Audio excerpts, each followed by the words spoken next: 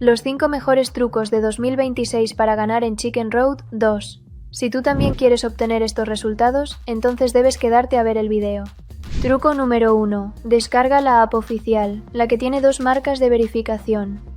Truco número 2. Canjea el bono de bienvenida de 1.500 euros más 250 giros gratis. Truco número 3. Cambia la apuesta. Automáticamente será de 20 euros. Modifícala manualmente. Truco número 4. Haz 2 o 3 saltos para la ganancia mínima. Ahora te lo muestro. Entonces, 1, 2, 3. Y retiro. 178 euros. Es una locura. Truco número 5. Instala la app a través de mi enlace para obtener un bono adicional para tu primera partida. Aquí está. Ahora, después de estos trucos, puedes generar ingresos semanales de 600 a 1.500 euros por semana, cómodamente desde casa. Aprovéchalo. Welcome to the Flagstaff County Podcast. I'm your host, Kerry Castagna, Communications Coordinator just outside Sedgwick. What did a typical day look like for you back then? Well, usual farm kid stuff, I guess. You'd be out picking rocks or weeding the garden or chasing cows around or any multitude of stuff. You made sure that you had something going on because if you said you were bored, you'd get assigned something else. So Yeah, you, exactly right. yeah. What are some of your strongest memories of growing up in Flagstaff County? Oh man, a lot of fond memories growing up in Flagstaff. The people, a huge thing growing up, and it didn't matter where you're going, whether you're in the grain truck or driving the pickup truck, you always knew somebody you're waving at or smiling at or talking to. Go to the elevator and the elevator boys, they're always something to chat about while you're unloading a load of wheat or anything like that. And just the countryside around there, still it has a real dear place in my heart. Just looking back, just driving over those rolling hills and the people that are all around you, you always knew you're in a safe place. Do you get back much then? Don't get back much as I'd like to, but got lots of friends and family out that way, so I like to get out there a few times a year and go touch base and make sure everyone's doing all right. So, what kind of kid were you? Were you always hands-on, outdoorsy, curious? I was a shy little fella there for a while, but I was always outdoorsy and hands on. I like being outside. I like being around dad or anything that was going on out in the shop or in the yard. Lots of time just exploring. There's lots of space out in Flagstaff. So, if a guy wasn't out hunting gophers or something, you're building a fort or doing something. But I always liked operating any kind of stuff. Start out in the lawn tractors and little stuff, and before you knew it, dad threw you in the tractor. So Yeah. that kind of stuff was always I liked that stuff as a kid. Who were the biggest influences in your early life? Well, I had a couple really good ones actually. So my grandfather, Pat Harris, he was a county foreman there actually at Flagstaff County for years, and he started out as a mechanic and kind of worked his way up, and he's running road crews and all sorts of stuff, and just watched him grow up. Like he has always had a huge amount of knowledge for mechanical stuff and just kind of know how. And my dad also a big influence. Grew up on the farm. He didn't have a lot of extra money, so if there was a pile of metal there and you could build something useful out of it, it was getting built. And just watching stuff being fabbed up by him from nothing essentially was really inspiring. So, did aviation show up early for you, or was that something that came later? Well, it showed up kind of early. I didn't get into it real crazy right off the bat, but I still remember my dad. He's a private pilot, still is, and he was going for his night rating, and I still remember him, just going through some of his stuff and getting ready for it. So that's when it kind of, popped up and bit me that, Did you first realize you wanted to become a pilot?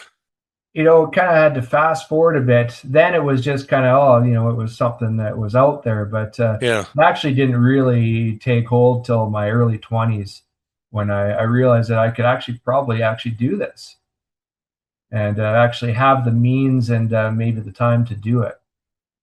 So was there like a specific moment where that really clicked for you? I just recall just waking up one day. I had a couple of friends from out that way that we were all kind of talking about it, and like, you know what? Maybe we should just do this. Like let's just go and do our ground school. So it wasn't anything real planned, anything. It was almost a spur of the moment. Let's try this out, see how it goes. Oh, really? Yeah. So did you know anyone in aviation growing up, or were you kind of figuring this out on your own? Well, of course, my dad there, he has private license, but we never had a plane. So whenever we Oh, went somewhere, we'd borrow a plane from someone he knew. And but I always remember the aerial applicators growing up. hmm. Vern Snethan out that way, Harvey Abbott, Lynn Stedman, all those guys were flying. And in the summertime, especially when they're doing their spraying, they'd go over the house, going from here to there, and you'd hear those big radials come over the house, and you'd do everything you could to run outside if you weren't always out there and just looking up and see if you could catch a glimpse of these guys. I Oh, yeah. those are exciting times, and one of those guys would come over the house. So at that stage of your life, did becoming a pilot feel realistic or more like a far off dream? I have to say it was probably it's kind of a far off dream. Having a private license was that to me would have been the holy grail. Just even Yeah. being able to get up and go. Uh, where I've taken it now, at that time I never would have fathomed this would happen. To be Well, honest, so do you remember your first time in a plane? yeah, yeah. I was actually with my dad. He borrowed a plane at that time, and we took a flight up to Elk Point of all places. And I still remember it was a cold, snowy, but a beautiful sunny winter day coming into Elk Point, and I can still remember everything about that morning. And it was magical, it really Oh, yeah. was. Yeah, I was going to ask you, what did that feel like? Yeah, it Uh, was it was magic. Your face is pressed against the window there. You're peering out, and it's almost information overload because you're watching what Dad's doing and flying and that aspect, and you're up there, you're up with the birds, you're looking out over everything, going, wow, like this is absolutely incredible. it's definitely a different perspective, eh? It's not like when Yeah, you're on the ground and you're driving on the highway or, it's a completely different perspective, eh? yeah, yeah. It totally is. So you actually worked to get your private pilot's license out of Flagstaff Regional. Regional is very passionate about aviation, which is fantastic. So, you'd run into somebody, oh yeah, how's your training going? Or, there's always dialogue and encouragement. So that aspect was fantastic.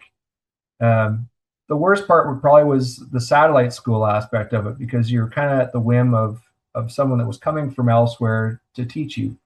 So that Hmm. made it a little bit more difficult at times. But just being able to fly in a small town airport, you're not waiting for taxi clearances, you're not waiting on the ground for all these things. You get up, you go, and you concentrate totally on flying and learning the aircraft and everything about it, as opposed to worrying about radio work as much. If you're flying out of a bigger center like Springbank, huge amount Hmm. of training there out of Calgary, and it's I've talked to guys that've done training there, and they spend a good portion of their training just sitting on the ground waiting. Oh, You know, wow. there's So, none of that in Flagstaff Regional. no, that's the beauty of having wide open spaces, eh? Yeah, absolutely. So, and did you have access to a plane at that point or? Not at that point. Oh, so that Not made quite it, yet. that Made would it a have made little it tougher. difficult too, eh? Yeah, they were bringing down They had their own aircraft there. Uh, I went through a number of different operators, because they'd started satellite school, then they'd kind of disappear, and another one would come along. So that was tough. So you're always learning new people, and not necessarily new aircraft, but just different ways of doing certain things. But for quite a while there, eventually, Dad did get a small airplane because he really wanted to continue flying, Yeah. and that did help a lot. Towards the end, I was able to do a bit more time building in that.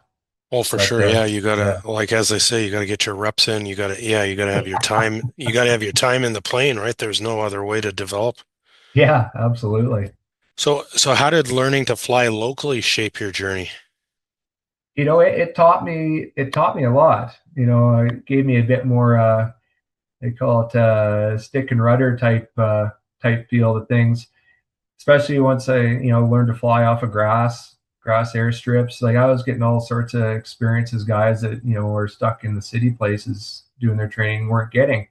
Lots of low level flying. You'd go out, try and find your friends out combining, navigating by rivers and roads, and just building time.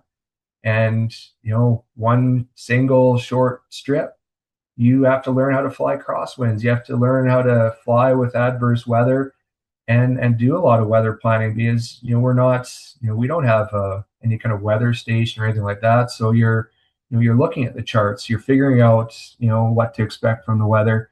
And so I